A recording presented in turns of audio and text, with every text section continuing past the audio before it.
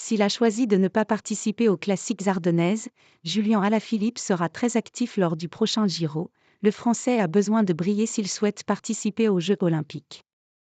Julian Alaphilippe n'en cache pas, s'il a choisi de ne pas participer au Tour de France, et ce malgré l'appel du pied de Remco Evenepoel, c'est principalement en raison des Jeux olympiques qui se déroulent après le Tour.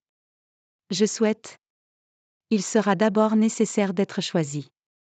Ce n'est qu'une course à 4 places. Après le Giro, j'ai hâte de me remettre et de m'entraîner pour les Jeux olympiques, a-t-il récemment partagé avec l'équipe. Sa présence aux Jeux olympiques est tout sauf une certitude. Conséquence de son début de saison pour le moins quelconque, marqué par plusieurs chutes et de piètres performances sur les Flandriennes à l'instar de sa 70e place sur le Tour des Flandres, dont il avait fait son principal objectif de ce début de printemps. Le double champion du monde tricolore a beau avoir terminé à la 9e place de Milan-San Remo en dépit d'une crevaison lente dans le final, le bilan reste maigre.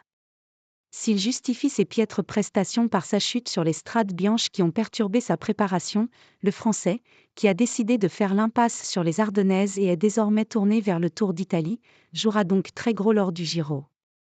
Il lui faudra briller s'il veut être parmi les 4 coureurs sélectionnés par Thomas Voeckler. Pour l'heure, le sélectionneur tricolore est dans l'expectative. Les coureurs français dans le dur. Un seul coureur semble avoir son billet en poche pour Paris, Christophe Laporte. Quand on regarde le circuit, le premier nom qui me vient est celui de Christophe Laporte. S'il est à son meilleur niveau, il n'y aura pas à discuter, a-t-il récemment confié, ajoutant que cela va se jouer entre 6 ou 7 noms, même s'il ne se ferme à rien. Il peut se passer plein de choses d'ici les Jeux, des révélations, des confirmations, des méformes ou des blessures, avait-il ajouté. Comme 4, c'est peu, je n'ai donné à personne ma parole que je le prendrai. La seule bonne nouvelle pour Julian Alaphilippe est la méforme affichée par tout le peloton français, seuls les jeunes pousses parvenant à briller à l'instar de Lenny Martinez ou Romain Grégoire.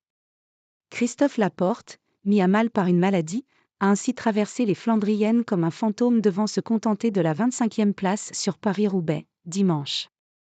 Ils n'ont pas moins été le Français le mieux placé.